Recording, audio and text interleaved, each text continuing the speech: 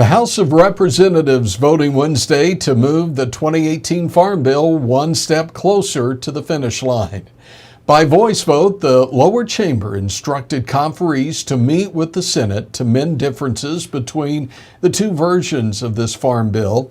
House also passed a Democratic motion offered up by the ranking member of the House Ag Committee, Collin Peterson, instructing conferees to insist on 10-year permanent funding for an animal vaccine program. That motion passed the House 392 to 20.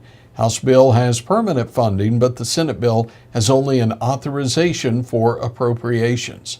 So the motion to proceed also makes it possible for the House to appoint conferees. Senate will also have to vote to proceed to conference and appoint conferees as well.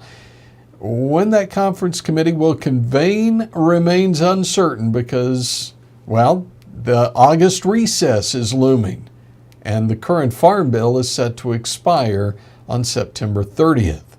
Conferees named by the Republicans include the chairman of the House Ag Committee, Mike Conaway from Midland, and also Representative Jody Arrington from Plainview.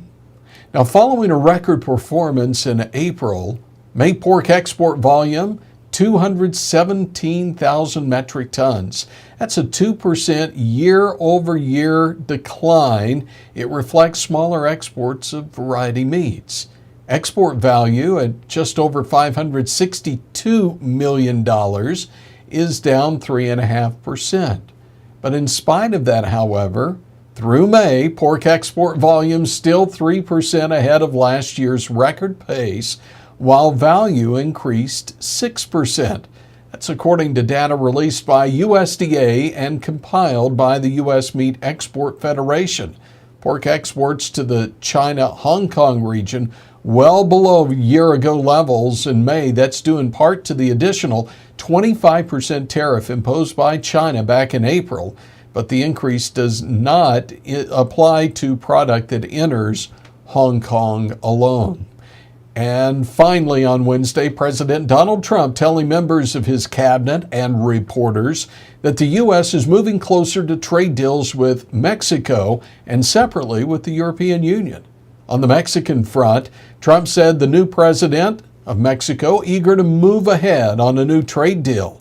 Remember, Mexico part of a North American Free Trade Agreement, NAFTA, with the U.S. and Canada. On the EU front, Trump said negotiators from the European Union will be coming to the U.S. July 25th, and in their hand, a good deal for America and American farmers. And with another Ag News update, I'm Tony St. James.